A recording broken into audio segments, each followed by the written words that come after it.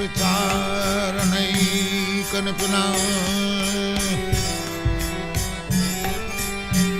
तद्धर्म संस्थापक लोकानां हितकारिणां त्रिभुवने मन्नं शरणं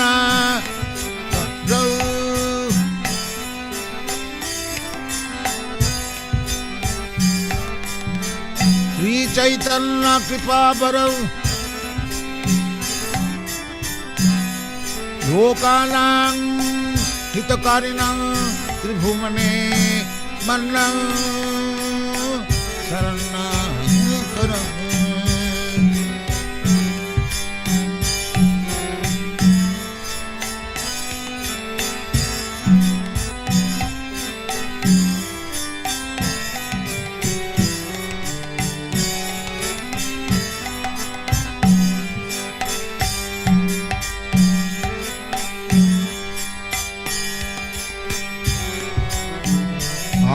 विचारणैकनिपुनं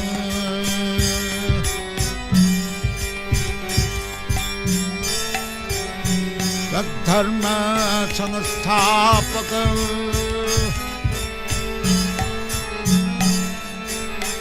लोकानां हितकारिणां त्रिभुवने मन्नं शरणं करौ।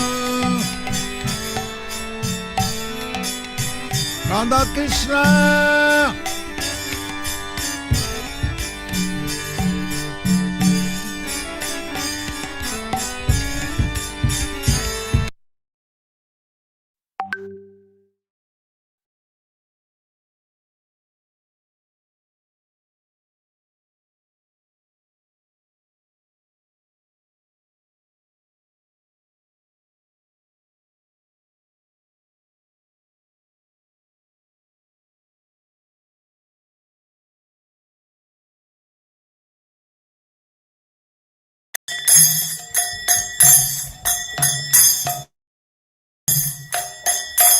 Jaya Radha Madhava Kunya Bihari Jaya Radha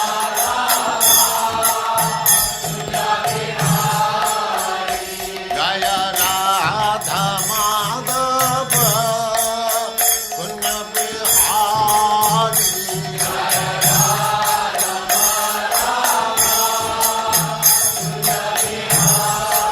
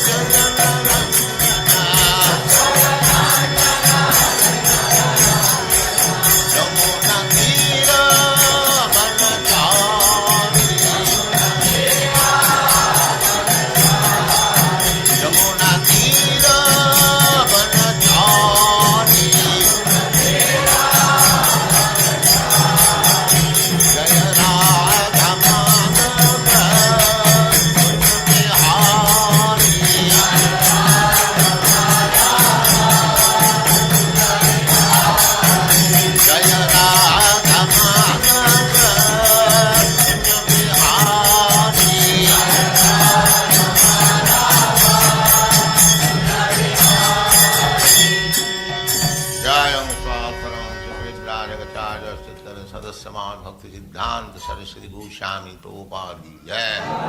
Ananta Koti Vaishnavindra ki jai. Namacharya Srila Haridas Thakur ki jai. Prem se kaho Sri Krishna Chaitanya Prabhu Nityananda Sri Advaita Gadadhar Sivas Adi Gaur Bhaktavindra ki jai. Sri Radha Krishna Go Gopinath Sam Kund Radha Kund Giri Govardhan ki jai. Vrindavan Dham ki jai. Navadvip Dham ki jai. Swami to Bhaktavindra ki jai. Ganga Mai ki jai. Jamuna Mai ki jai. Tulasi Devi ki jai.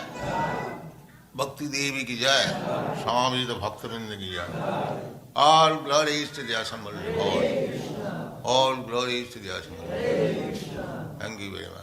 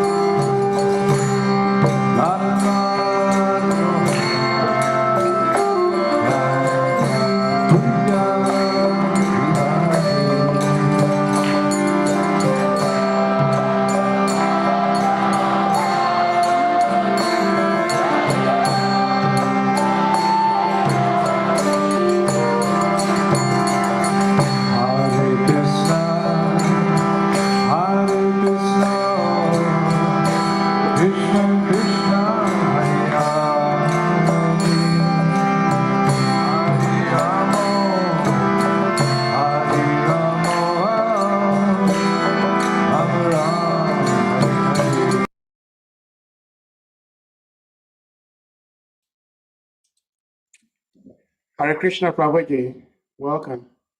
Thank you so much. Isvara Prabhu, you may unmute. Okay. Hare Krishna. Hare Krishna. Good to see you. So I am going to put the rest on the screen if you're ready to go. You ready? Okay. All right. So thank you.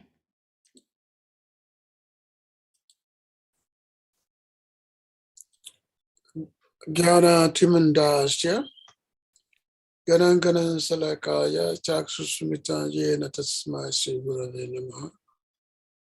Si Chatamano Vishnu Sapita Yena Bhotale. Sairupakadama Yenda Dati Swampadantikam. Vandihan Siguru Sitam Patakamalan Siguru Vaishnam Nisha. Sirupan Sagajatan Sahagana Ragunatan Vitatan Sajivan. Sadhuitan Savadutan Parijana Saitan Sri Krishna Chaitanya Devan. Sirada Krishna Padasahagana Lalita Sri Vishakavitamscha.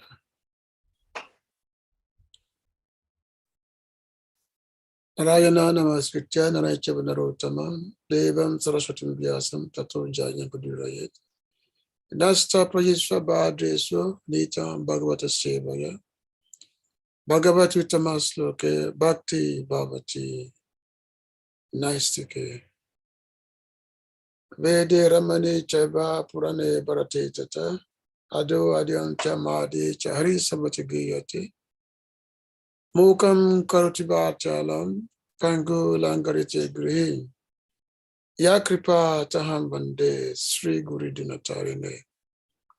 Paramananda Madhava.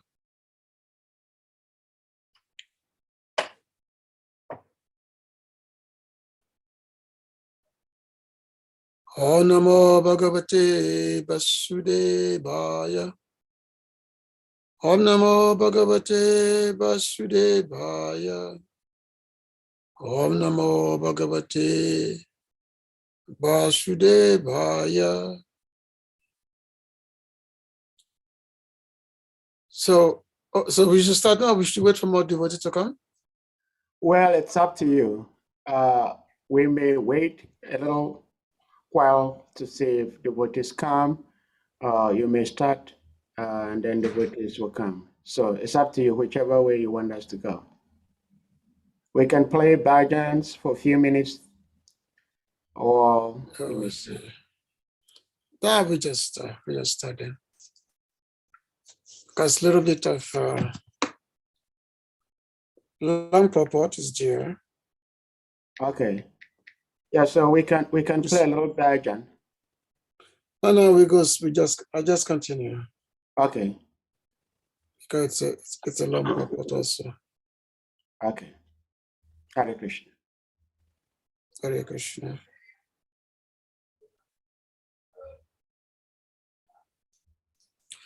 Om Namo Bhagavate Vasudevaya. Om Namo Bhagavate Vasudevaya. Om Namo Bhagavate Vasudevaya. So we continue our discussion on this Srimad Bhagavatam. I am speaking live from Vrindavan, India. Actually, this morning I was giving a lecture this morning at Krsna Balaram. I think I posted that on the Hare Krishna Africa also. A lot of discussion we had this morning. So now this evening we have another type of discussion. This morning I was speaking of on the 10th canto Bhagavatam. Now we are speaking on the 1st canto Bhagavatam. From 1st to 10th canto. Now it's 1st canto Bhagavatam about the birth of Parikshit Maharaj. Parikshit Maharaj, of course, he's the one that heard Bhagavatam. He heard Bhagavatam from the mouth of Sukadev Goswami. So now, the beginning of his life has been explained, it's been narrated, how he took his birth and how what's expected, what kind of personality he's going to be. So Yudhishthira Maharaj was very, very curious. He was asking all the Brahmanas to explain, to tell him what kind of personality Parikshit Maharaj will be. Because Parikshit Maharaj, he was the sole survivor. He's going to be the only survivor of the Pandu dynasty, or let's say even the Kuru dynasty, because during the battle of Kurukshetra, all the members of the Kuru dynasty, they all perished. They all died on the battle of Kurukshetra. Even though the father of Parikshit Maharaj, Abhimanyu, even though he was very young, he was killed on the battle. And also, not just that, the 5 sons of the Pandavas, the 5 children of the Pandavas, they were mercilessly killed by Ashwatthama. So all the Pandavas, all the Kauravas, everyone was killed. And so miraculously, it was the Parashar Maharaj, who at that time was in the womb of his mother, at the end of the battle of Kurukshetra, and the Ashwatthama, he actually made efforts to kill. He made efforts to kill Parashar Maharaj from the womb of his mother. He made effort to kill because he wanted to a revenge, not just because he was fighting on behalf of the Kauravas, he was a Duryodhana friend, but because also he wanted to take a revenge that his father was unfairly killed by the Pandavas on the battle of Kurukshetra. So he wanted to take a revenge by killing the embryo, but he was prevented from doing so. The weapon which he had sent, the atomic weapon which he had sent, that was thwarted by Lord Krishna himself. So Lord Krishna was in the womb, and he did not allow he protected the baby, the embryo within the womb of his mother. That embryo, of course, was Parashar Maharaj. So within the womb of his mother, Parashar Maharaj, he actually saw Lord Krishna.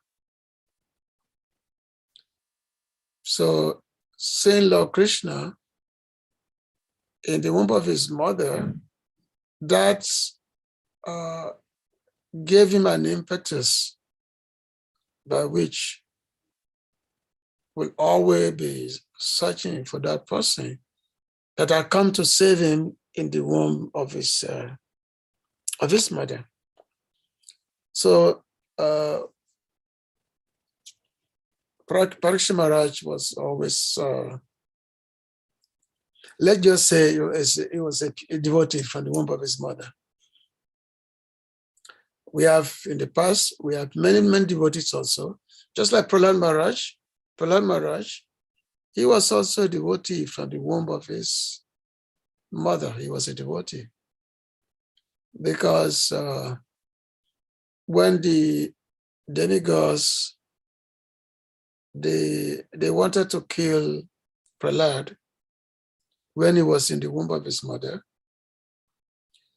Why they wanted to kill Prahlad? Because Prahlad, he was the son of Hiranyakashipu. Hiranyakashipu, he had tormented the demigods for so long, and then he took off to the forest to perform a very severe austerity. So that time, the demigods, they saw this as an opportunity that because they know that there is a baby, there's a child of Hiranyakashipu in the womb of his wife Kayadu, and they figured that if this child should be born, that this child would be much more dangerous than his father. So they say, let's do a preemptive situation. Let us kill this child. They said, let us kill this child so that we can prevent the situation whereby another Hiranyakashipu will be born in future. So they kidnapped because that time, because Hiranyakashipu was not in the palace, so he had gone to the forest. So the demigods headed by Indra, they kidnapped Kayadu, who was the Hiranyakashipu's wife. They kidnapped her. She was pregnant. So they kidnapped her. They were taking her away so that they can kill the baby inside the womb. But as they were going, they met Narada Muni. And Narada Muni asked them where they were going. why they carrying with them an innocent woman. So the demigod, they explained that they have to take this woman because she's pregnant with a child, a child who's going to be the son of Hiranyakashipu. Because if they allow this child to be born, that this child will be much more dangerous than his father. So Nadamuni told the demigods that, oh, you are mistaken. This child you are taking with the child in the womb of this woman you are taking, this child is going to be a great devotee of Lord Vishnu, a great devotee. And because it's going to be a great devotee of Lord Vishnu, he will always be under the protection of Lord Vishnu. Even if you try to kill him, you will not be able to kill him. Because for anyone who is under the protection of the Lord, a person will never be killed, will never be defeated. Once one is being protected by the Lord, no one can kill the person. So in this way, the demigods, they released Kayadu, the wife of Hiranyakashipu, and then Nadamuni took her to his ashram. And when in the ashram of Nadamuni, so Nadamuni was instructing the baby who was in the womb of his mother. So Nadamuni was giving the spiritual instruction. So the child, while in the womb of the mother, was hearing the spiritual message. So he became a great devotee, Prahlad Maharaj. So this we will hear about this in the future. So the child Parikshit had been born now, is born. So Yudhishthira Maharaj was asking the Brahmanas to tell him. He was very curious. What's going to be the nature, the characteristics of this child? Is he going to be a great devotee? Will he be protector of the helpless? Will he be a great king? He's going to carry on. That's what the Pandavas, the Kauravas, the Bharat, the son of Bharat, the descendants of Maharaj Bharat, what they were famous for. Is this child is going to carry on that same quality which the forefathers are famous for. So Yudhishthira Maharaj was very, very curious to hear this. So the Brahmanas, they are telling Yudhishthira Maharaj what this child, what's going to be his future. So we read the text,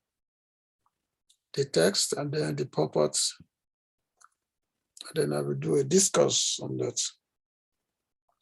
Esa data saranyascha yata ye yoshinara shibihi yasho vitanita swanam dasyanti va yajvanam dasyanti va yajvanam.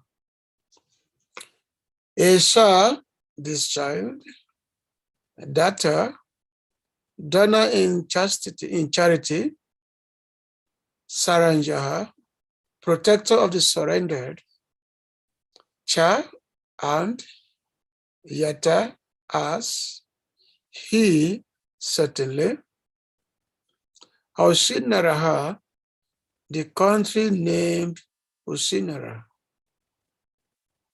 Sibihi, Sibi, Yashaha, fame, Vita Neta, disseminator, Swanam of the kingsmen, Dashyanti Iba, like Bharat, the son of Dushyanta, Yajvanam, of those who have performed many sacrifices. Translation and purport by His Divine Grace, A.C. Bhaktivedanta Swami, Srila Prabhupada, Srila Prabhupada Ki. This child will be a munificent donor of charity and protector of the surrendered, like the famous King Sibi of the Usinara country, and he will expand the name and fame of his family like Bharat, the son of Maharaj Dushyanta. Purport. A king becomes famous by his acts of charity, performances of jagas, protection of the surrendered, etc. A Kshatriya king is proud to give protection to the surrendered souls. This attitude of a king is called Isvara Bhava, or factual power to give protection in a righteous cause. In the Bhagavad Gita, the Lord instructs living beings to surrender unto him, and he promises all protection. The Lord is all powerful and true to his word, and therefore he never fails to give protection to his different devotees. The king, being the representative of the Lord, must possess this attitude of giving protection to the surrendered souls at all risk. Maharaj Sibi, the king of Ushinara, was an intimate friend of Maharaj Jayati, who was able to reach the heavenly planets along with Maharaj Sibi. Maharaj Sibi was aware of the heavenly planet where he was to be transferred after his death. And the description of this heavenly planet is given in the Mahabharata, Adi Parva 96, 6-9.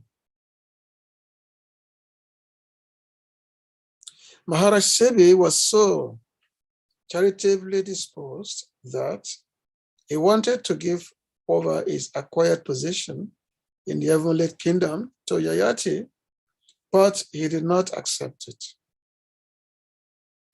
Yayati went to the heavenly planets along with great rishis like Ashtaka and others. On inquiry from the rishis, Yayati gave an account of Sibi's pious acts when all of them were on the path to heaven. He has become a member of the assembly of Yamaraj, who has become his worshipful deity. As confirmed in the Bhagavad Gita, the worship of the demigods goes to the planets of the demigods, Yanti Deva, Vrata Devan. So, Maharaj Sibi has become an associate of the great Vaishnava authority, Yamaraj, on that particular planet. While he was on the earth, he became very famous as a protector of surrendered souls and a donor of charities. The King of Heaven once took the shape of a pigeon hunter bird eagle, and Agni, the fire god, took the shape of a pigeon. The pigeon, while being chased by the eagle, took shelter on the lap of Maharaj Sibi. And the hunter eagle wanted the pigeon back from the king. The king wanted to give it to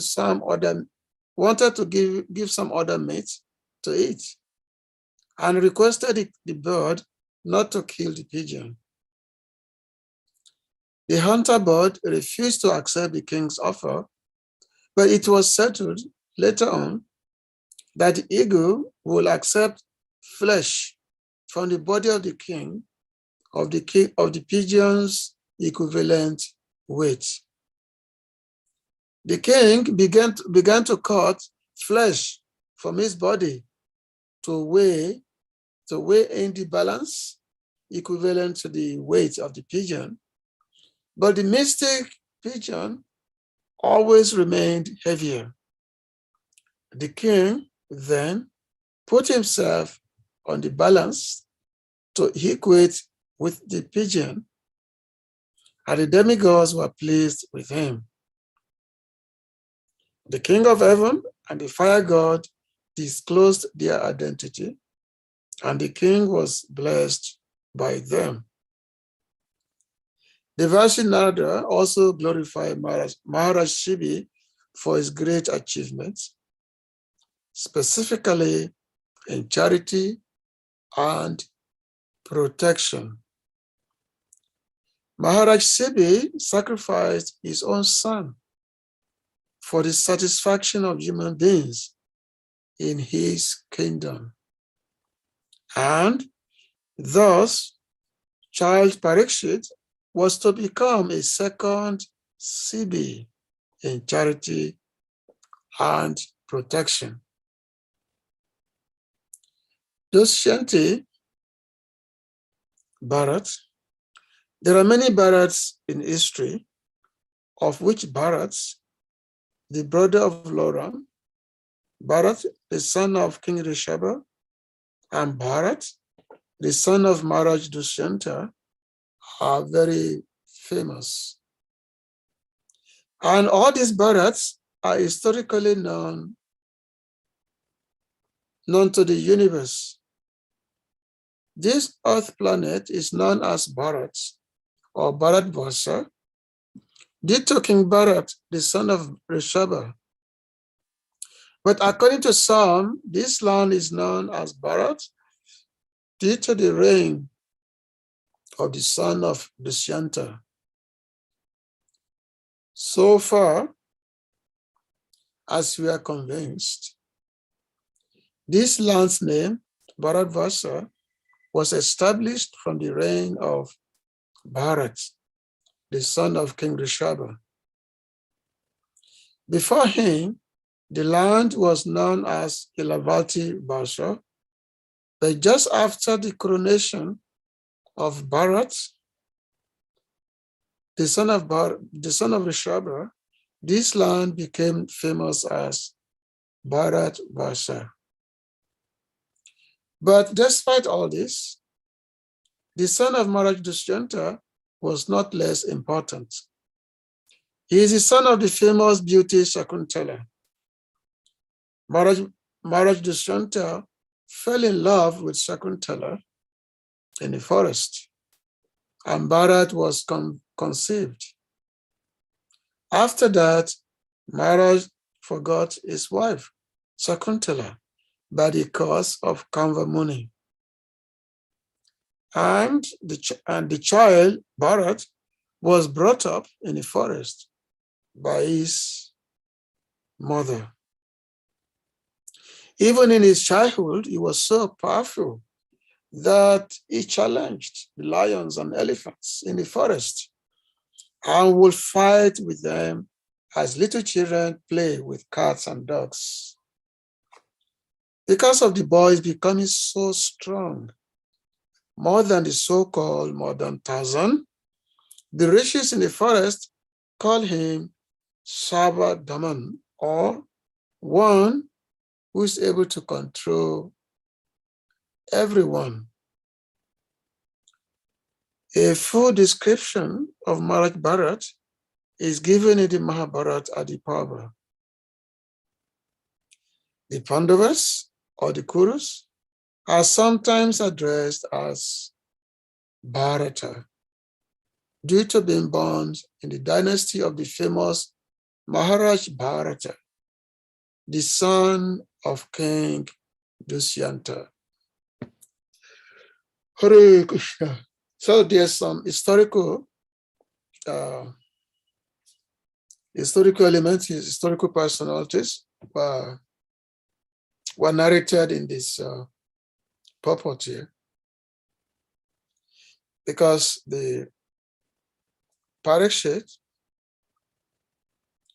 it was said that he will be a protector of the surrender. He will be a giver of charity. Not just a giver of charity, he will be very munificent, which means his manner of giving charity will have no limit. And also he will be the protector of those who surrender unto him. Just like Lord Krishna had said that Savadama Parityagya Mamikam Saranam Braja, that surrender unto me, I will give you in all protection. So Lord Krishna had said so, if you surrender unto me, you'll be protected. Lord Ramachandra said that it is my promise that if anyone said to me that, my dear Lord, I take shelter of you. So the Lord said, that person from that moment on, I will always protect that person. I will never forsake that person. From the moment when a person takes shelter of the Lord, my dear Lord, I surrender unto you. Sana Mama, that I surrender unto you. Not just that, even not just praying to the Lord for taking shelter of the Lord. Even if one surrender to a devotee of the Lord, if one surrender to the devotee of the Lord, one get protection, but one is protected by the Lord. Even if one pray for the Lord's protection, because normally it's difficult to see the Lord directly, but we can see the Lord's devotees. So seeing the Lord's devotees, I'm praying for the shelter, for the protection of the Lord's devotee. Is even much more beneficial than trying to seek the direct shelter of the Lord himself. Why? Because the Lord's devotees, they are very, very, very, very merciful. Even the devotees can make a promise that even the Lord himself might not have made. There was a time when one person, this person was very, very offensive to Lord Ramachandra. And the Lord wanted to kill him. The Lord said, I'm going to kill this fellow.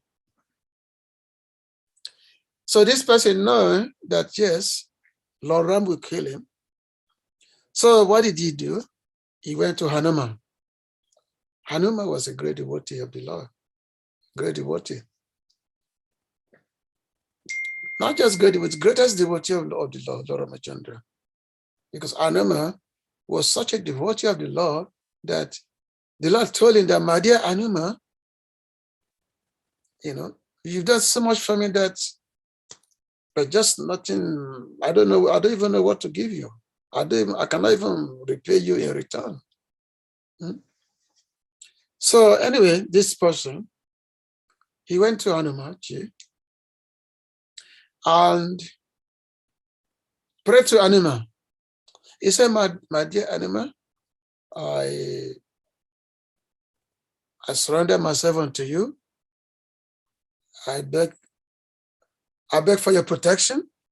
Please promise me that you will always protect me, that you will give me, you will protect me. I want your promise. So Hanuman, of course, didn't know why this fellow come to him asking for protection. But Hanuman said, okay, I will protect you. I will protect you. So this person was very happy that Hanuman will protect him. So when the time came, when Lord Ramachandra was coming to actually kill this fellow, so this fellow, what did he went behind Hanumanji. So when the Lord was coming, and the Lord saw Hanumanji on the way, the Lord told him that Hanuman steps aside because this fellow is very offensive. He's to be killed. So Hanuman said, well, my dear Lord, you have to fight with me first because this fellow, I have promised that I will protect him. So therefore, you have to fight with me first before you can kill this fellow. So because, Hanuman being a great devotee of the Lord, so the Lord pacifies his anger, because, that Hanuman had promised this fellow a protection. So therefore, he was able to be saved that way because of the promise of, of a devotee. So, Parashar Maharaj, he has been compared to these great previous personalities that he will be as charitable, as charitable and also protector of the surrender as Maharaj Sibi, famous King Sibi. The Sibi, the story of King Sibi we later read in the later chapters of the Mahabharata, in the Bhagavatam, is there in the, I think it's Canto 8, you find the Canto 8 narrate the story of Maharaj Sibi, but the full story, of course, is in the Mahabharata. Actually, many stories that you will read about in the Canto 8 and 9, because Canto 8 and 9 of the Bhagavatam describes the dynasty. Many dynasties are described in Canto 8 and 9 of the Bhagavatam. But all these various dynasties, they were given only like very in a summary, in summarized form. They're all in a summary, which means you don't get the total picture. They only summarize. But if you want to get a total picture of all these various personalities, which are mentioned in the 8th and 9th Canto Bhagavatam, then you have to go into Mahabharata. You have to read Mahabharata if you want to know about all these many personalities which are narrated, especially the stories of Sibi Maharaj, Maharaj Sibi, many personalities. You have to read Mahabharata. Thereby, everything about them were fully narrated. So, Maharaj Sibi, he was a very dynamic, as like Prabhupada mentioned in the purport here, how being a very pious person, he was already scheduled to be on the heavenly planet. He was already given a residence in the heavenly planet, but because he was such a highly charitable person, even that portion of his residence in the heavenly planet, he was even ready to give that as a charity to Maharajayati, another king. He was ready to give that to it. So that's how charitable he was. He was totally detached that, okay, you can go, whatever's meant for me, you can have it. You can have it in the heavenly planets. So Marasibi, because he was such a greatly pious person, so pious. So the demigods, they wanted to test this person. They wanted to test him. So what happened is that the Agni took the form of a pigeon, and then, because here in the purport here, he said that Indradev. So he took the form of a falcon. Another narration says falcon. Well, here it's an eagle here. But he took the form of a falcon. Falcon is a very big bird. So falcon normally they eat smaller bird. And pigeon is a very small bird. So this falcon was chasing this small bird, pigeon, because actually two demigods, they took the form of two, but one is small, but one is bigger bird. Falcon and pigeon. So the falcon was chasing the pigeon to go and kill and eat it. So the small bird, ran to the palace of Marasibi, being chased by the falcon. So when the bird entered the palace of Marasibi, so at that time, a great sacrifice was being performed. There are so many brahmanas there in the palace. So the pigeon came and landed on the lap of Maharaj Siddhi. And then the pigeon cried out. He said, "My dear king, I've been chased by this falcon. This falcon wants to eat me. So please protect me. This falcon want to eat me. Please protect me." And then, of course, the falcon said that this is my food. This bird cannot be protected. So then the Brahmana, who was the priest of Marasibi, said that, "My dear king, we are performing a very important sacrifice, and we cannot let these birds to create any disturbance. So therefore, the king, let this let this falcon let this falcon have its food. You don't need to intervene. Don't let this. Just let this falcon have its food." But the falcon spoke like a human being. Said, "My dear king, actually, in my previous life, I was a Brahmana, but somehow I've become a bird. So therefore, you have to give me. I need you. When someone takes shelter of a person, that person's duty is to protect those who have seek the shelter. So therefore, you're a king, and you have sworn to be the protector of the surrender. So therefore, you're duty bound to protect me. You cannot allow this falcon, this big hunter bird, to kill me." So the king said, "Okay, I am duty bound to protect you. I am going to protect you." And he told the bird that the falcon that you cannot kill this bird, because this pigeon had taken my shelter, and what I'm ready to give you another meat to eat. Whatever amount of meat you want, I will give you. Whatever amount of meat you desire, I will give you. I will even supply you any amount of meat until the end of your life. I'm ready to supply you any amount of meat until the very end of your life. But this falcon said, no. He said, I don't want any other type of meat. I only want this pigeon to eat. This is only what I want.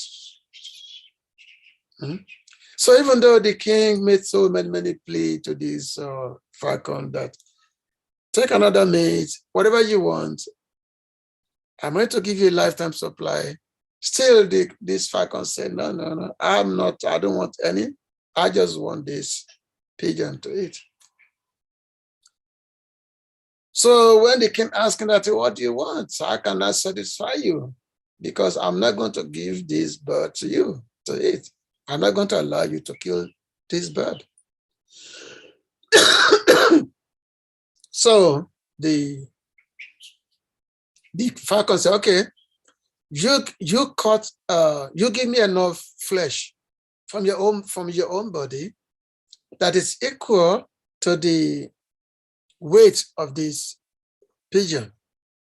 If you give that to me, then I will eat that. I will be satisfied. So the king said, okay, I'm rich. I will give you enough flesh from my own body to give you to be equal to the weight of this pigeon. So within the palace, they put this bird, this tiny pigeon, they put it on a scale, and the king began to cut his own flesh and putting that on another side of the scale in order for it to be equal to the weight of the pigeon. But so happened that the pigeon is not an ordinary pigeon. It's actually, it's a demigod actually, who have taken the form of a pigeon. So the more they cut, the more flesh they cut from the body of the king and put it on the scale, the more heavier the pigeon becomes. You can just imagine how painful that is to be cutting somebody's flesh. Cutting, they keep cutting. Because normally the kings in those days, these are Kshatriyas. And Kshatriyas, they are very, very, they have great act of tolerance. They can tolerate any amount of pain in their own body. So he was cutting, they were cutting the flesh, and the pigeon keep becoming bigger, heavier. So they were cutting, there's no more to be cut. So the king decided, okay, I will just put myself on the scale, and then this falcon can eat me. So when he put himself on the scale, then it became heavier, then it became equal to the amount of the weight of the pigeon. And then when they said that the king is even ready to give up his own life just to honor the promise of giving protection to the surrender. So both demigods, so the pigeon, so they both, reveal themselves, the pigeon and the falcon. So they reveal themselves as the demigods of Indra and Agnidev. So they reveal themselves, and they both explain how they are so placed by the behavior of the king, that they are so placed that they benedicted the king, that is such a great personality. I know there's some other characteristics in the life of the king Sibi, which he done. Some other stories are there which may not be suitable for this platform, because some other stories may not be too palatable to people to hear in respect to king sacrificing his own son. But this is not a good story to hear. So so the King Sibi, he was such a person, and there are many other personalities like that who also, who were like, ready to sacrifice their own life just for the just for the sake of piety, for the sake of protecting others who are ready to sacrifice their own life. So Parikshit Maharaj, his life is being predicted that, oh, he's just going to be just like Maharaj Siddhi. He's going to be the second Siddhi, as they say, like this is going to be just like him. This Parikshit Maharaj. And then another person they compared him to is Bharat Maharaj. Bharat,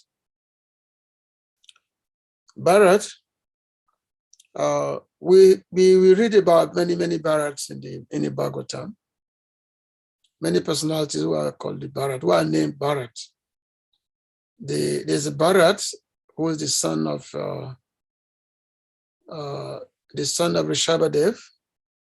That's another batch. Actually, in the history there are many Bharat in the history, but they're a famous Bharat.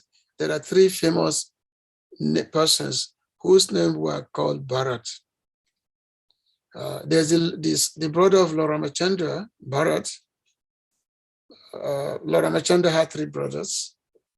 There's Lakshman Bharat, then Lakshman Bharat, and Shatrughan. So Bharat was a brother of Lord Ramachandra. It's actually an incarnation of the Lord's expansion. And then there's a Bharat who was the son of Rishabhadev. So that story is there in the 5th canto of Bharat Maharaj. It's a nice, very wonderful story. Actually, this planet Earth is named after him, Bharatvarsha. Now, the specific Bharat, who the Pandavas, who actually the ancestor of the Pandavas, this Bharat was the son of the Maharaj Dushyanta Maharaj. This story is also there in the Mahabharata, in the Adi Parva of Mahabharata. The story of Bharat, who was the son of Dushyanta Maharaj, is not mentioned in the Bhagavatam. I mean, it's in the 9th canto. There's some little mention, maybe in one verse or something. But the story is very, very wonderful stories that is there in the Mahabharata. And so this Bharat, he was the son of, his mother was named Shakuntala. Shakuntala was very, very famous story. Actually, there's a nice kavya, a nice play written by a very famous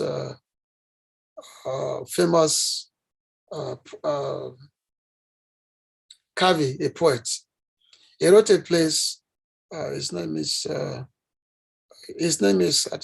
Kalidas. His name is Kalidas. He wrote a Sanskrit play called Shakuntala. It's very, very famous in India.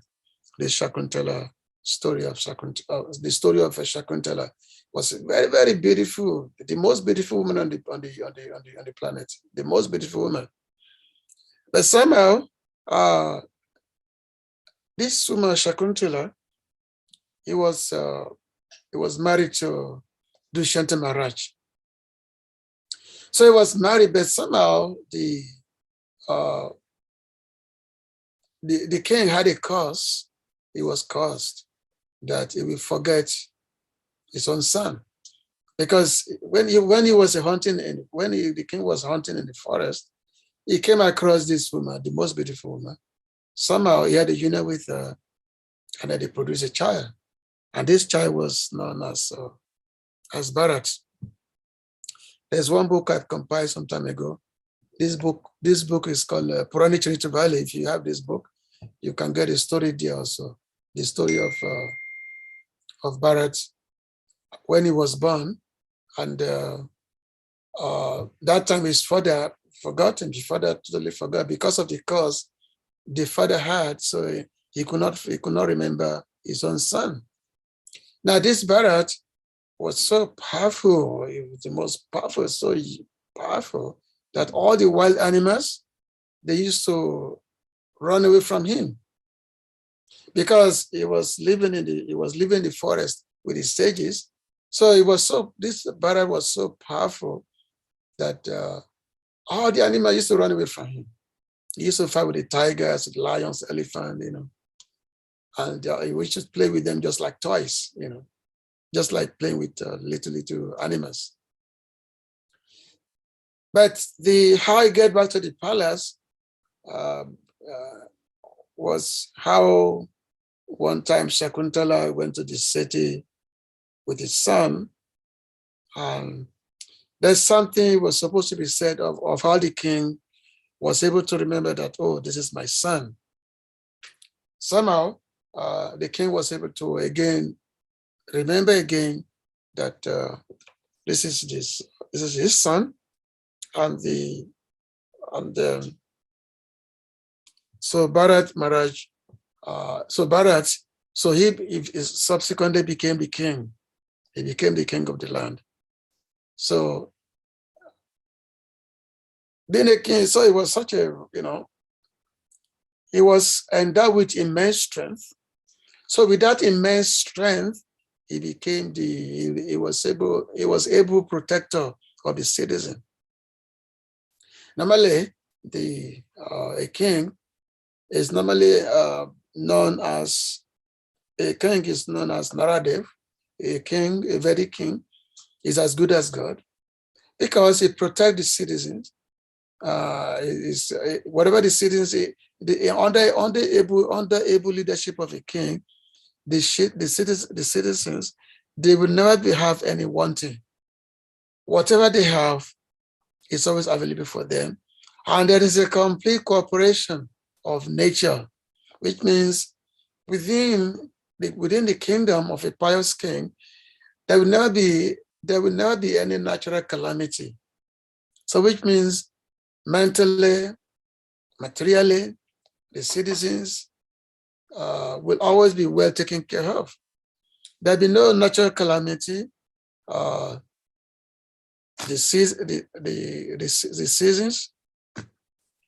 everything works in proper coordination. Because there's able king who's ruling over. There'll be no such a thing as dacoits, thieves. Such a thing will never be there in a pious kingdom, a kingdom where there is the pious rulers. So, Yudhishthira Maharaj, not Yudhishthira Maharaj, sorry, the Parikshit Maharaj will have all this quality of being the protector of the citizens. Not to talk about the fact that he is a great devotee of the Lord. He will be a great devotee of the Lord. He was born as a great devotee. He was a devotee right from the womb of his mother because he saw the Lord in the womb of his mother. Another meaning of his name, Parikshit, means someone who's an examiner. Who's examining? Always examine that person whom he saw within the womb of his mother. That person he saw the Lord within the womb of his mother. So he was be searching for that personalities. So, and it's because of him, of course, the Bhagavatam was spoken. It's because of Parikshit Maharaj. Just like Arjuna, a great devotee of the Lord. The Lord said, Bhaktu Shime Sakasheti. He said that because you are my Lord, because you are my devotee, because you are my friend and my devotee. So therefore, I am speaking this knowledge unto you. This Bhagavad, when the Lord was talking to Arjuna, he said, because you are my devotee, you are my friend, I am speaking this knowledge unto you. So similarly also, how do we get to know, to hear Bhagavatam? Because after Bhagavatam, after Bhagavad Gita is Bhagavatam. So how do we come to hear Bhagavatam, which is a narration of the activities of the Supreme Lord, of the Supreme Personality of Godhead? How do you get to hear Bhagavatam? Because of Parikshit Maharaj. Parikshit Maharaj, that's how we get to hear Bhagavatam. Just like we get to hear Bhagavad Gita from Arjuna. Similarly, also, we get to hear Bhagavatam through Parikshit Maharaj. So these great personalities, devotees of the Lord, they make things possible for conditioned souls like us to hear. So this is going to be very, very interesting about the lives of Parikshit Maharaj. From now, this is chapter 12, until the chapter, from chapter 12 until chapter 19 of this first canto Bhagavatam, it's all going to be about Parikshit Maharaj. Of course, next chapter is going to talk about how the Pandavas, how they live, how they left the kingdom. Because Parikshit Maharaj will grow up, then the Pandavas will leave the kingdom. They will retire to the forest. Why? Because Lord Krishna had already left the planet. So the Pandavas will leave the forest. The kingdom will be handed over to Parikshit Maharaj. And then we're going to be hearing about the kingdom, the kingdom of Parikshit Maharaj, how he ruled the planet, how he ruled the planet Earth. So it's very interesting, this chapter, this first canto Bhagavatam, whereby Srila Prabhupada very kindly wrote elaborate commentary, which he gave us. So I am going to stop here. It's about 9:30 Indian time. So I will stop. We heard something about some kind of background of some of the Vedic personalities, like Siddhi Maharaj, Bharat Maharaj, and some other person. We heard some little bit of some historical background of them. So if anyone has any question or comment, you can please go ahead. Hare Krishna. Hare Krishna. Thank you so much, Prabhuji, for the class. Especially your prologue to the class was very beautiful. So, dear devotees, if you have any question for Prabhuji, you may indicate that by using the hand emoji, and you'll be asked to unmute to go ahead and ask your question. Prabhuji, I am always intrigued by some of the characters of bygone amazing devotees, like in the case of Maharaj Shibi. What do we learn from such pastime in today's world? Because considering myself, if I think it's cold in India at this time also, if I'm on the street, yeah, it's cold here in the States. If I'm on the street and then I see somebody who is feeling cold, and then he approaches me for help, I don't think I'll be prepared to take off my coat and give it to him, and then I'll remain cold. So what do we learn from such pastimes, especially for us as conditioned souls struggling to try to be devotees? Hare Krishna. Hare Krishna. So someone like Maharaj Shibi is such a unique story that, as I said earlier in my class, that if you read the Mahabharata, you can actually read much more elaborately about the lives of Maharaj Shibi. So those personalities, when you talk of living as a sacrifice for others, which means one is ready to forsake one's own happiness.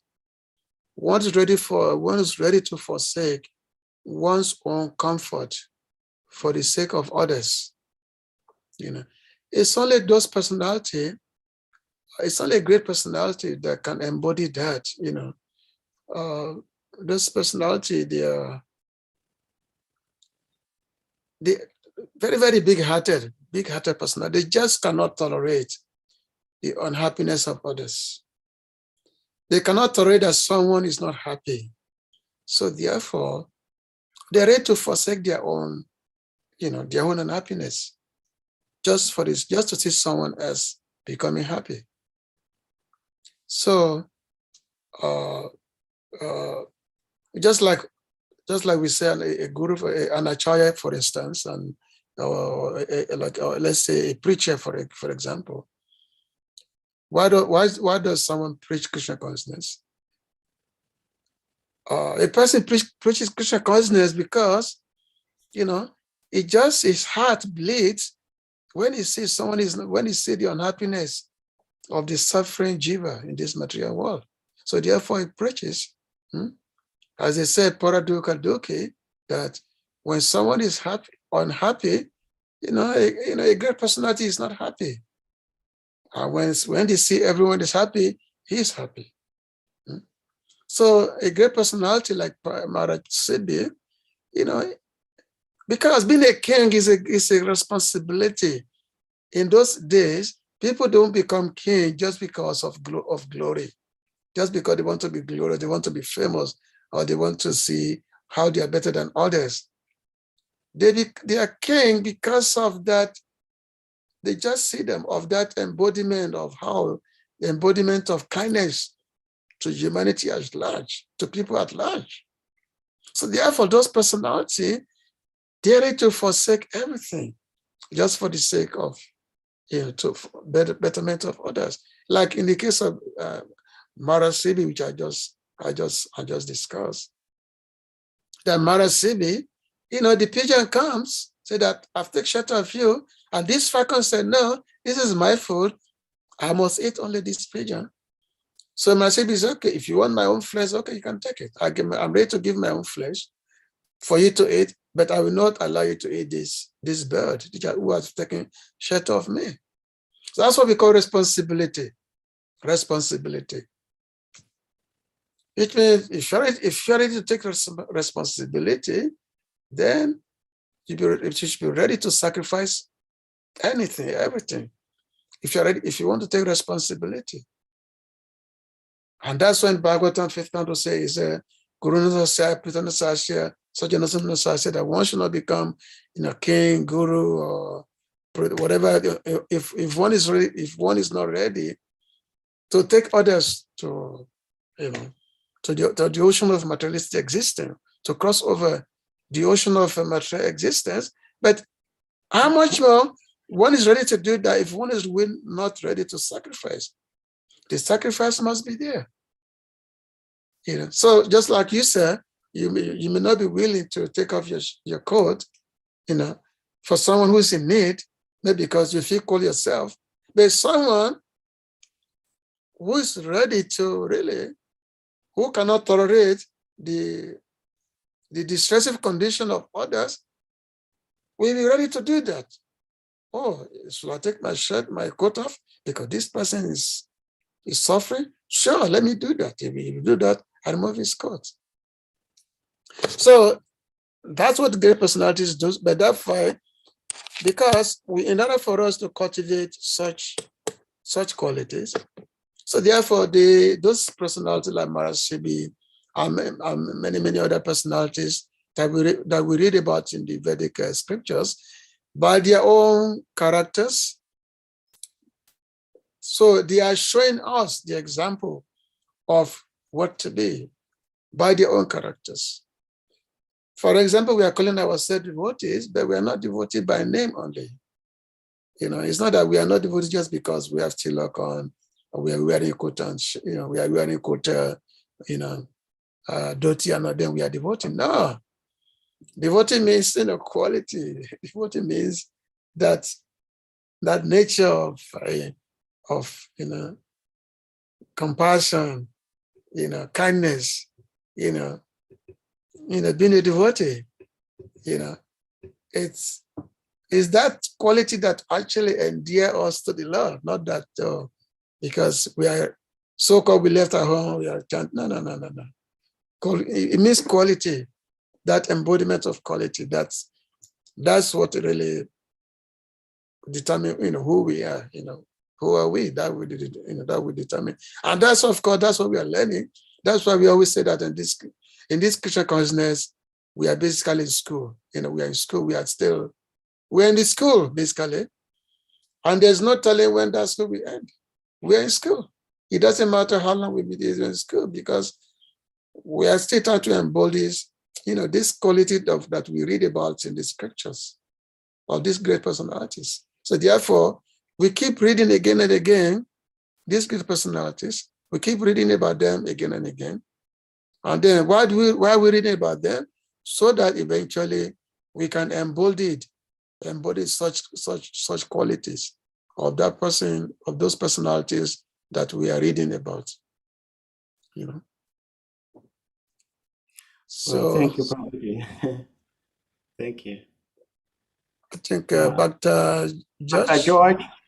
Yeah, Dr. George, you may unmute and ask your question, Prabhuji. Prabhu, thank you. Please accept my humble obeisances. Hare Krishna. Okay.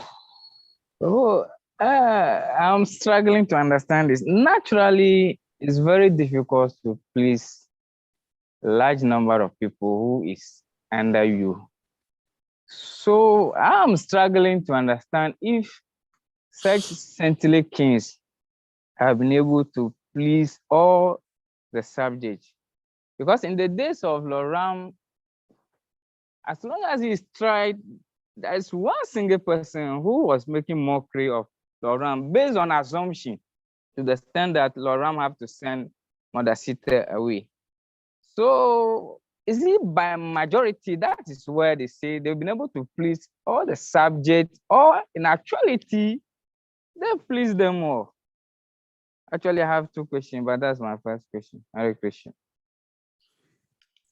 Yes, as I said, it's being a leader is a great responsibility.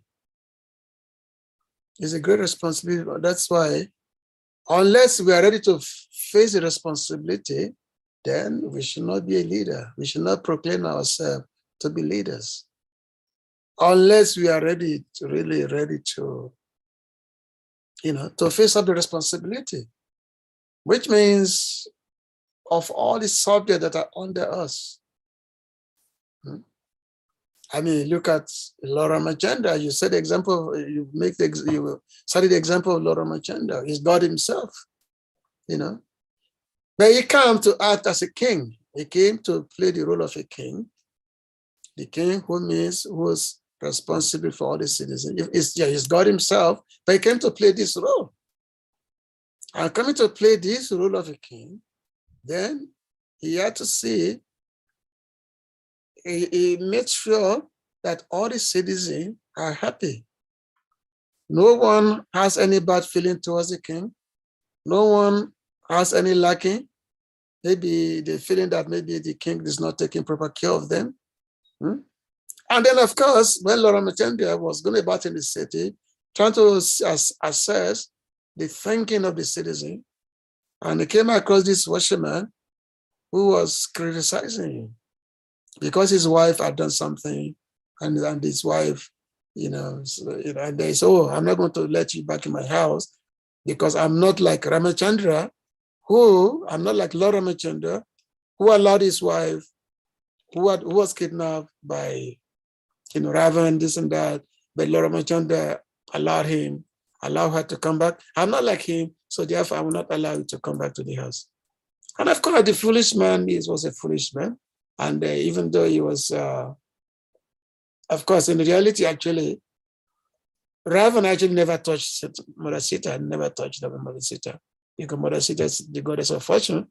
But by hearing that from the this low-class person, the Lord took it seriously. Say, oh, some citizens are not happy that my wife was kidnapped by Raven. So, because the Lord sees himself as the ruler who must take responsibility, so therefore the Lord decided to exile his own wife. By exiling his own wife, this will make the citizen happy. But of course, the citizens are very, very unhappy that, you know, Mother Sita is everyone's life. Hmm? The citizens were not happy that this, of course, this washerman was a foolish man. He was caused by the citizen. That how can you, make such a foolish assumption? But the Lord did that because even though to his own unhappiness, he did that. So, we don't become king, we don't become father, we don't become guru unless we are ready to have that responsibility, be responsible to the people. And responsibility means to deliver the people. Unless we're ready to deliver the people, then we just not become that. So this is the the teachings of that. So it's a great responsibility. And because of course, except because this crazy Kali Yuga, people are not ready for the responsibility. They just want the positions or the role, but without any responsibility that comes with it. And that's why everything is so chaotic nowadays. Everything is so upside down nowadays. Many world, many just like now, a country not far from India, Kazakhstan now, there's a huge protest going on. The whole country is in flames. Why? Because the leaders not responsible to the citizen. So the leader has been exploiting the citizens for so long. Now it comes to the point now that the citizen, they could no longer take it. They can't take it anymore. Now there's a huge protest all over the country that the president forced to run away from the country. It's a big chaos going on. This is what you find Kali Yuga in our place in West Africa. We are facing that also everywhere, practically all over the world. It doesn't matter, because this is Kali Yuga. The leaders are not responsible. The leaders are all selfish. So therefore, the citizens are unhappy. This is the chaotic nature of Kali Yuga. This is the chaotic situation. We want the role, but we don't want the responsibility. We don't want to take the responsibility, but we want the role. Isn't it? People, they will spend billions and billions of dollars, especially in USA, they spend billions and billions of dollars to be president. If you can't be president, they don't care for the people, for the electorate, they don't care. So therefore, the moment somebody becomes president, they're ready to kick him out. That is the nature of the matter. This is Kali Yuga, And it's going to go like this for a long time. Well, thank you, Prabhuji, for that beautiful answer. I don't know if Dr. George wants to ask his second question. Okay, you can go ahead. I have a question. Yeah. Okay, Prabhu, Dr. George, I should go ahead? Yes, Prabhu, yes. When you are done. All right. Yes. Thank you. Srimad Isvara Prabhu, my question is, it seems there are two different faces of the coin here, in the sense that Lord Chaitanya instructed his devotees and the future devotees that you go out and preach to anybody and everybody. Just give them Krishna consciousness. on my order, become a guru and preach these teachings to everybody all over the world. And like you rightly quoted in the Bhagavad Gita, when Krishna spoke the Gita to Krishna, Krishna spoke the Gita to Krishna because he was his friend and he was his devotee. Krishna said that. So that to me tells that if Arjuna were not to be a friend and a devotee to Krishna, Krishna would not have spoken the Gita to him. Again, in this purport we are treating today, it says that the king protects those that have surrendered to him. Let me put it here. That is what is said in the verse. It says, this child will be a beneficent donor of charity and protector of the surrendered. In other words, if someone is not a surrendered person to the king, then the king is not obligated to be a beneficent donor of charity and protector to such a person. But if the person is surrendered, then it becomes a duty bound for the king to give such a surrendered soul all sort of protection. Again, in the case of Maharaj Kenshibi and the eagle and the pigeon, Maharaj Shibi was going through all these sacrifices because the pigeon landed on his lap. The pigeon took shelter of him, took protection from him. And as such, Maharaj Shibi was duty bound to give him all protection. So in the case of when someone is not a devotee to one, two, if someone has not sought protection from such a person, do we just go around and then just give to whomever needs the help that we may be able to offer? How do we analyze and compare those two different phases? Like in the case of Maharaj Parikshit, he protected the cow that was being mistreated or maltreated, even though that cow had not fully taken shelter of him. But because he was the king and he was protecting everything that has taken birth in his kingdom, he gave that protection. So please help us to understand which way we go. Hare Krishna. Yeah, that's a very intelligent question, of course. Again, as we said, in a kingdom, the king is responsible for every citizen in the kingdom. It doesn't matter, human being or animals. And that's what Prabhupada always emphasizes again and again, that the kingdom, the ruler, they're supposed to make sure that that there should be no killing of animals, because the cows and they also living entity they're also part of the praja. It's not that you protect one and then you kill the other one. That is madness. So that is there. In respect to what you say, as far as the preaching is concerned, that yes, Mahaprabhu said that we should go out, preach Krishna consciousness, become guru to others.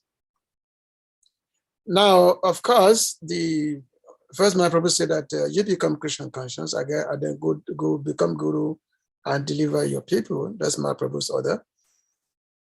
But it's the same time also there's a huge big difference, of course, when it comes to in respects to preaching, and then in respects to just because preaching,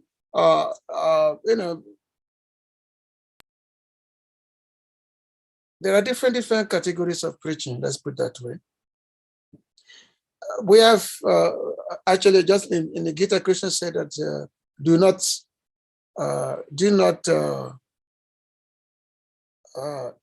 speak to those who are not devoted. Krishna said, don't preach to those who are envy of me, who are envy of my devotees, or those you cannot preach to those, don't speak, do not give this confidential talk to those kind of people. Even Christians giving warning to the preacher, that, which means you should be very, very be careful in you who you preach to. You can't just preach to everyone about the confidential message of the Gita, but you can create an atmosphere whereby people can be, little pious. They can preach a general message. You're not this body, like let's say general, what do you call it? Message of peace. Let's say the message. Okay, you want to give message of peace. Everyone want to hear the message of peace, so that people's heart can be, people can be soft-hearted. Just like our dear friend Prabhu, he's in a fruitful life in Togo. It's not preaching to people, but it's doing fruitful life, by people eating such, food stuff, which is basically spiritual food. So people's heart will we become softened somehow. We become softened somehow in some way. So even though such an act is not direct preaching, but by doing such act, which are like a subsidiary of preaching, let's say. So it's not that it's like preaching, but it's not also not preaching. It's just laying the foundation, that way. Like here in India also, devotees are doing many fruitful life programs here in India also. So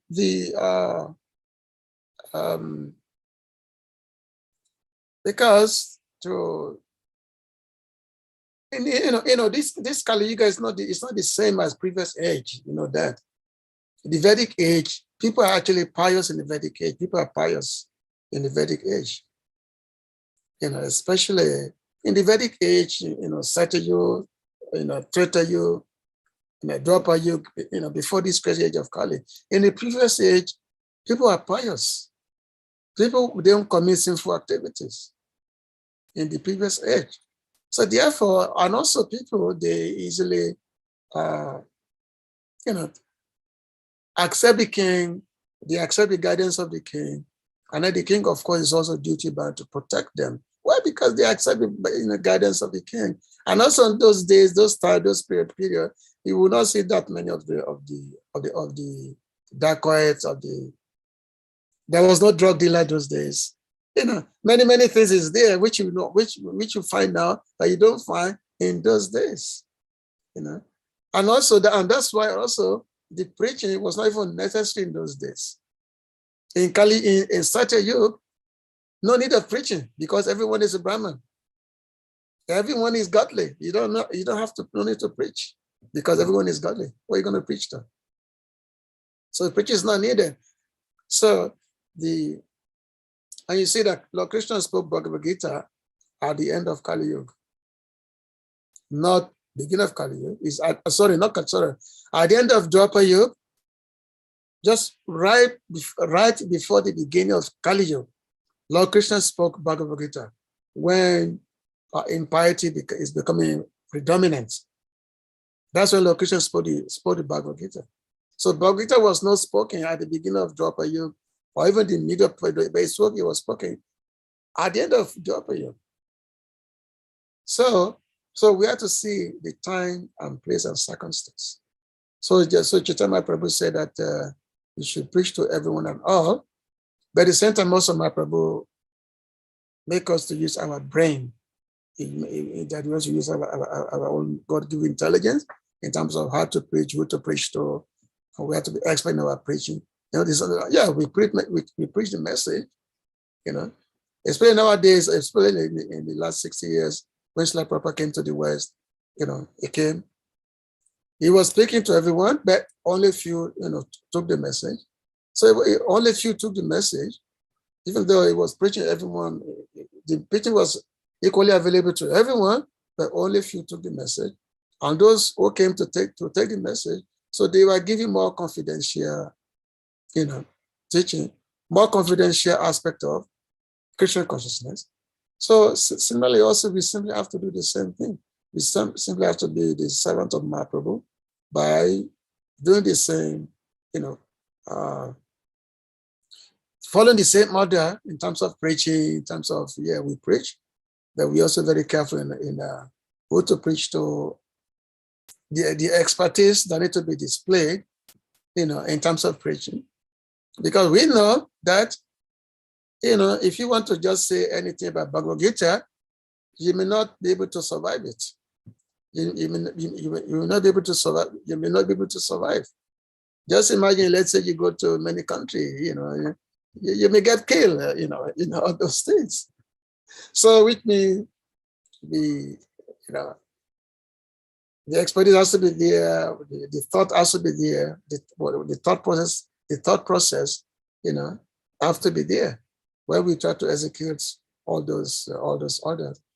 And of course, as we said, that a preacher is paradoxical. A preacher is preaching because he's very unhappy because he sees the unhappiness of the humanity. So therefore, he's very, very, unhappy. And if we surrender ourselves to the Supreme Lord, and we see the Lord as our maintainer and our protector, and of course, the Lord will protect his devotee, of course, in under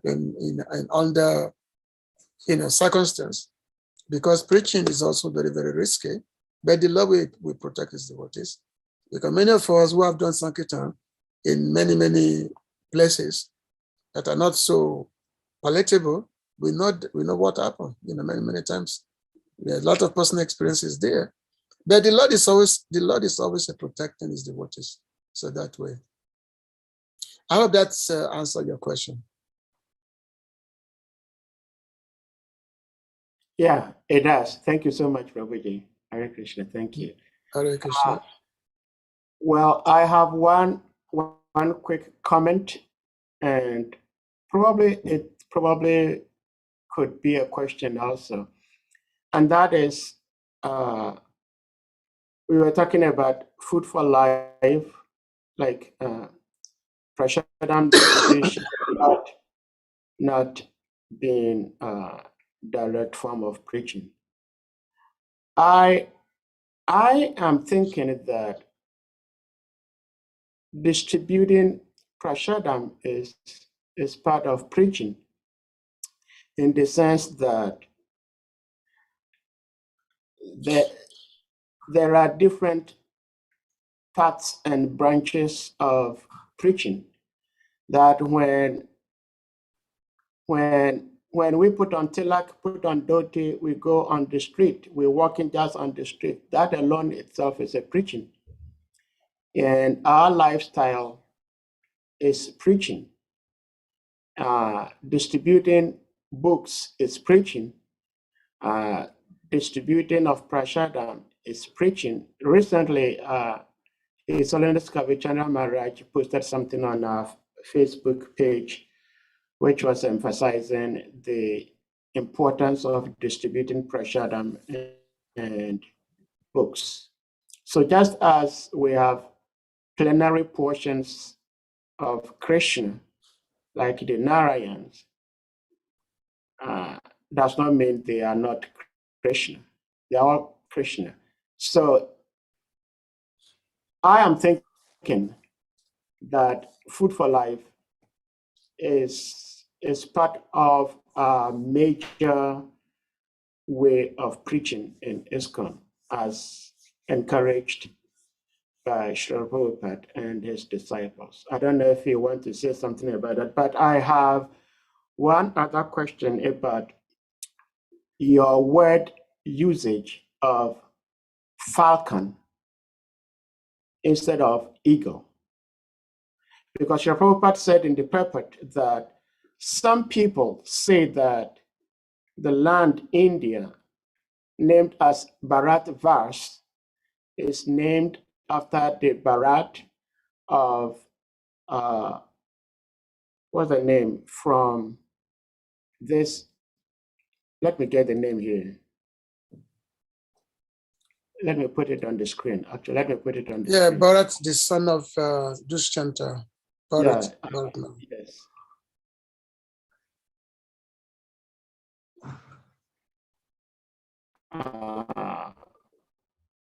where Srila Prabhupada here. Yes, See. dear. Okay, here. So Srila Prabhupada was saying that the Bharat Varsha is named after King Rishabhadev's son. So Srila Prabhupada said that just to let us understand that there are some people with different opinion, but he is telling us that the Bharat Varsha is named after Bharat, the son of Rishabhadev.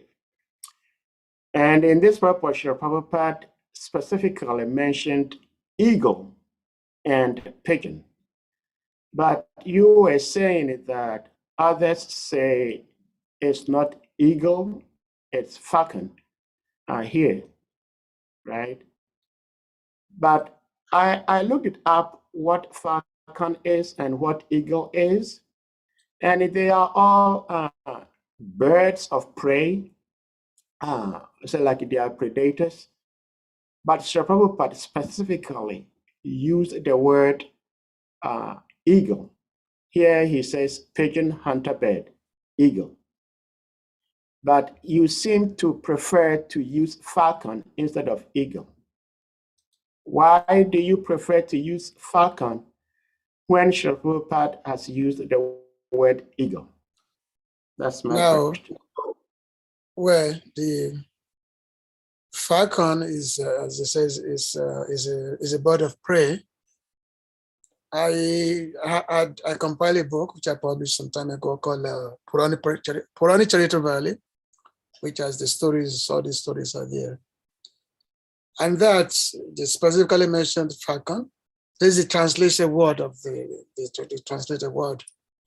And also you have to understand that the Prabhupada's book was edited by his Western disciples. So the original word Prabhupada used may not be eagle actually. Prabhupada basically say hunter bird in the original Bhagavatam, but subsequently edited by the disciples who only use their own words. And you don't see eagle really attacking much of an eagle is not that much of an attack bird. Eagle is more, it's actually generally eagles are gentle, even though they are bigger, but they're actually gentle bird. So if we want to be technical about that, so falcon is much more appropriately used. Then of course, because I don't have the conflict in terms of the usage of, in how we may call it. This means that one is bigger bird, one is a smaller bird, basically. How we name it is the thing. And the bird, the personality embodied those birds are demigods. Indra and Agni.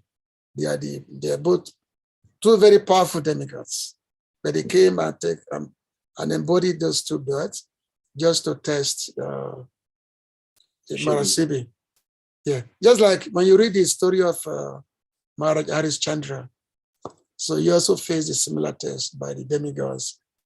Actually, Maharaj Harishchandra was a very highly pious king, but he was given tests that no ordinary human being can actually pass that test. Because he was such a righteous king, when he make a vow, nobody can break his vow. So the demigod, they wanted to test him. So Lord Shiva, Indra, and other demigods, they came and embodied certain personalities just to test Maharaj Harishchandra. So, the demigods are there, but they may come and take whatever, they may come in different shapes of persons or animals just to test, a particular person. So we should not, it's not something to so much worry ourselves in it. The stories, the same context is there. It doesn't matter big bird or small bird or whatever, but the same context, the same context is there. So and of course, in terms of the fruitful life thing, this I know that many people in our societies, actually now, of course, all over ISKCON, pretty much, luckily every temple we had fruitful life program, every temple, everywhere there's a fruitful life. So fruitful life is not something that anybody can discount. It is vital aspect of our preaching Krishna consciousness. It's a very vital aspect. Because people have to eat. People are hungry. And if you don't, what can you preach if people are very hungry? What can you tell them? So they won't listen to you. Yeah. Thank you so much, Prabhuji. See, Shakespeare shares the same phenomena in one of his books, The Merchant of Venice, which is a very nice book. Same as Marakshibi and these birds. It's very interesting. But the same phenomena, The Merchant of Venice. Thank you so much. So any other persons? Any other question? Any other question from anyone else? Well, Prabhuji also invited for comments. So if you don't have a question, but you have something to comment about, you're also free to do that.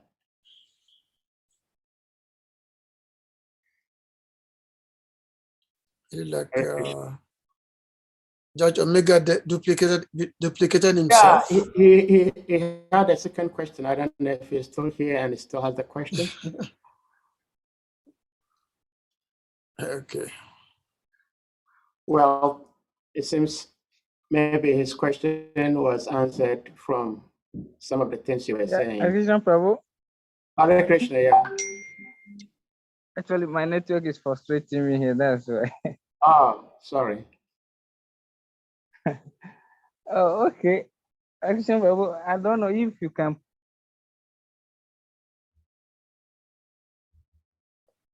We can't hear you. Yeah, he's having issues with his internet connection. Yeah. Yeah. Well, we thank you so much, Prabhuji, for staying up late to share this wisdom with us. It's very encouraging to always have different people. And sometimes when we're fortunate, we have senior devotees like yourself to speak to us. So today is Friday, and we wish you all a very blissful and happy Hare Krishna Consciousness Weekend. And by Guru and Krishna's grace, we meet again on Monday. Okay, so Hare Krishna. We ask all the devotees to unmute, and then we chant big Hare Krishna to express our appreciation for Prabhu's presence here and his lectures. Jai. Hare Krishna, Hare Krishna, Hare Krishna, Krishna Krishna, Hare Hare, Hare Hare Rama, Rama, Hare Hare Rama, Rama, Rama Rama, Rama Hare Rama, Hare. all glories to His great Shri Sriman Isvara Prabhu ki Jai. Jai. Jai. Hare Krishna. Hare Krishna.